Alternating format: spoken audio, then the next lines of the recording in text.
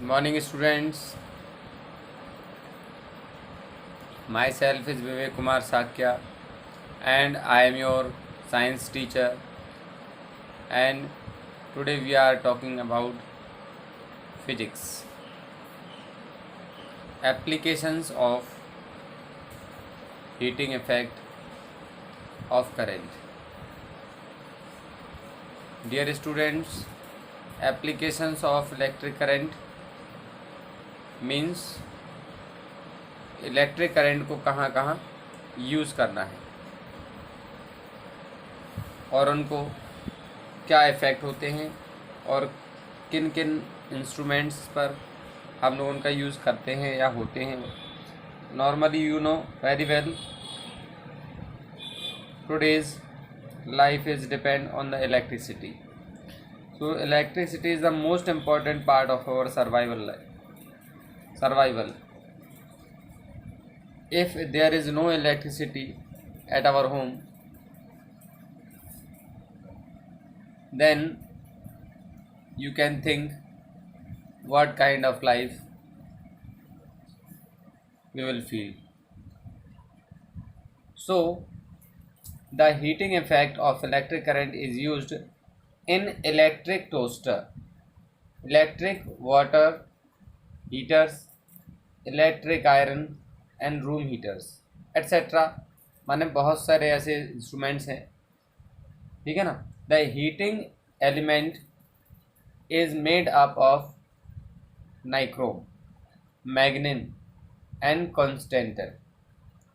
मतलब नाइक्रोम के बने होते हैं या मैग्नीन वायर के होते हैं या कॉन्स्टेंटन वायर्स के होते हैं.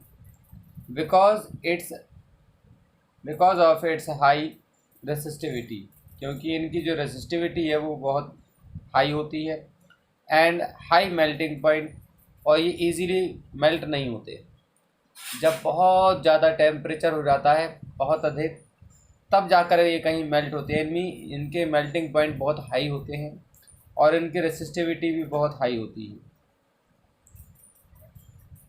One more property which makes these alloys. Alloy means होता है जब हम लोग मेटल्स को 2 और 3 मेटल्स के साथ मिलकर बनाते हैं. मीन्स ऐसे सब्सटेंसेस होते हैं जो 2 और 3 मेटल्स को मिलाकर बनाए जाते हैं, उनको बोलते हैं हम लोग अलॉय, यानी mixture of the metals.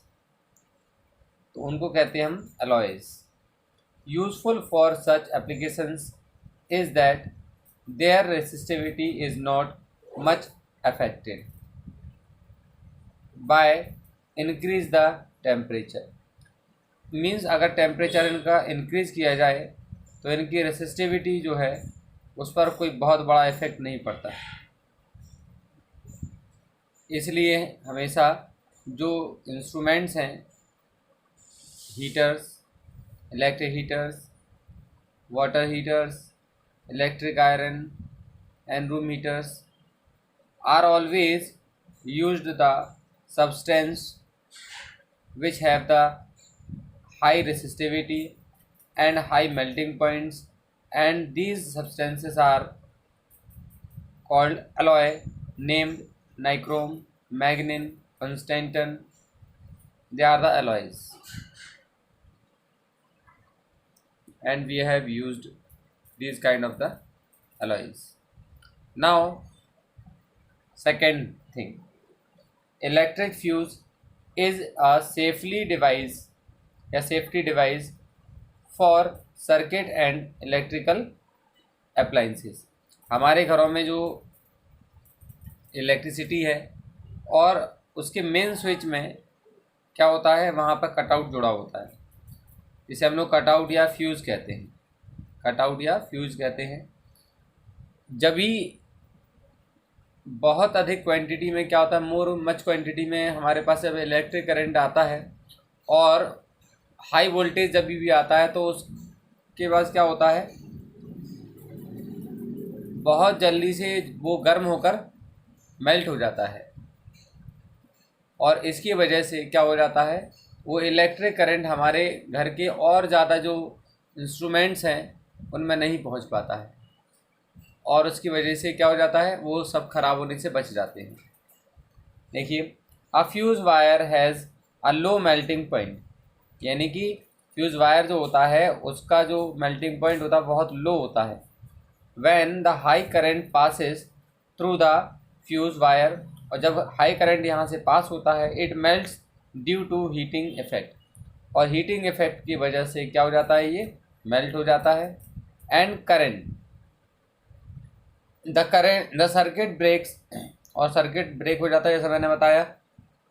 There bye protecting the appliance, और जो भी अप्लायंस माने जो भी इंस्ट्रूमेंट्स इसमें यूज़ हो रहे हैं हमारे घरों में, इलेक्ट्रिकल अप्लायंसेस, वो सभी ख़राब होने से बच जाते हैं from the high current damage. ठीक है ना। A fuse is connected in live wire. ठीक है ना। फ्यूज़ हमेशा जो है हमेशा लाइव वायर का मतलब समझते हैं,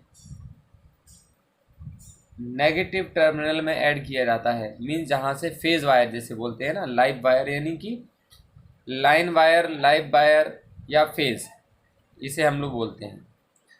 ठीक है ना। इसलिए हम लोग इन वायर्स में उसको कनेक्ट करते हैं। Now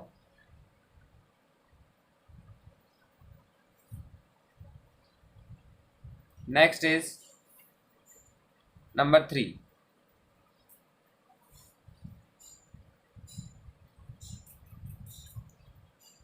the heating element of electric current is also use in electric bulbs. Electric bulbs में भी जो हमारे पास फिलामेंट होता है वो भी एलॉय से मिलकर बना होता है, टंगस्टन धातु का बना होता है, टंगस्टन मेटल का बना होता है। When the electric current passes through the tungsten filament, tungsten के फिलामेंट से होकर पास होता है जब electric current, due to heating effect of the current, current के हीटिंग इफेक्ट की वजह से द इलेक्ट्रिक एलिमेंट जो होता है वो क्या होता है, बिकम्स वाइट हॉट। जो एलिमेंट होता है वो क्या हो जाता है, वाइट हॉट हो जाता है। एंड एमिट्स द लाइट, और वो वाइट हॉट होकर हमें क्या करता है, वाइट कलर का लाइट एमिट करता है। एंड अदर वर्ड्स कहें तो हम लोग टंगस्टन फिलामेंट बिकम्स, ठीक है ना, इनकंडेंसेंट, यानी बिकम्स इनकंडेंसेंट। ठीक है, कैसा हो जाता है, इनकंडेंसेंट हो जाता है। And tungsten is used as it has the high melting point, और अभी हमने बताया कि जहाँ पर भी हम लोग हीटर या फिर इलेक्ट्रिक एनर्जी वाले जो इंस्ट्रूमेंट यूज़ करते हैं वहाँ पर जो वायर्स यूज़ किए जाते हैं उनके मेल्टिंग पॉइंट बहुत हाई होना चाहिए, क्योंकि अगर थोड़ी सी भी इलेक्ट्रिक करंट बढ़ती है और अगर वो मेल्ट हो जाते हैं तो उनका यूज़ क्या हो जाएगा, नहीं हो पाएगा, क्योंकि वो ख़राबी हो जाएंगी। अच्छा, उनको डैमेज होने से बचाने के लिए, है ना, ऐसे ही वायर्स या ऐसी चीज़ों को यूज़ करते हैं जिनकी रेसिस्टिविटी बहुत हाई होती है या फिर उनके मेल्टिंग पॉइंट बहुत हाई होते हैं, है ना। इसलिए the bulb is filled with the chemically insert gases, और इसमें केमिकली इंसर्ट माना इसमें अंदर गैसेस भरी जाती हैं। And like neon, A R means argon, A S means arsenic, और एक और गैस का नाम यहाँ नहीं दिया हुआ है, नाइट्रोजन। ठीक है, इसमें भरी जाती हैं। ठीक है, क्यों क्यों भरी जाती हैं, does not react with the gases, with this gases. ठीक है ना, मीन्स ऐसी गैसेस इसलिए भरी जाती हैं क्योंकि वो उसमें भरी हुई जो एयर होती है या फिर जो मेल्ट हो रहा है आपके पास, जो आपका जो टंगस्टन फिलामेंट है वो इससे रिएक्ट नहीं करता हाई टेम्परेचर होने के बाद भी। ठीक है ना, इसलिए ऐसी गैसेस भरी जाती हैं जो कि क्या हों, नॉन रिएक्टिव हों। Okay, I hope you understand.